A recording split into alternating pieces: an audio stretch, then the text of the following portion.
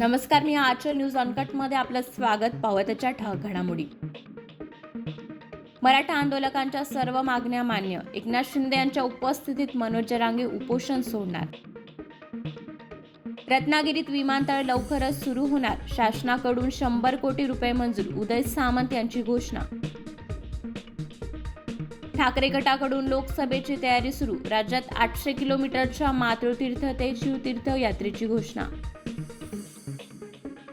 भाजपच्या पाठिंब्याने नितीश कुमार पुन्हा बिहारचे मुख्यमंत्री होणार. रविवारी घेणार मुख्यमंत्री पदाची शपथ. पुरातत्व विभाग हा हिंदुत्वाचा गुलाम झालाय. ज्ञानवापी मस्जिदीवरून असरुद्दीन ओवेसी यांचं वक्तव्य. ज्ञानवापी मस्जिद हिंदूंच्या ताब्यात द्या. केंद्रीय मंत्र्यांची मुस्लिमांना आव्हान.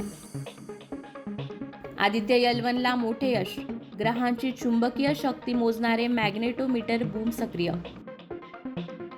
इस्रायलला आंतरराष्ट्रीय न्यायालयाचा दणका. गाझामधील नरसंहार रोखण्याचे आदेश. ऋतिकच्या फायटरची पहिल्याच दिवशी बंपर कमाई. बॉक्स ऑफिसवर केली 22 कोटींची कमाई. आणि शोएब मलिक अडचणीत. मॅच फिक्सिंग प्रकरणी T20 फ्रँचायझीने रद्द केला करार. धन्यवाद.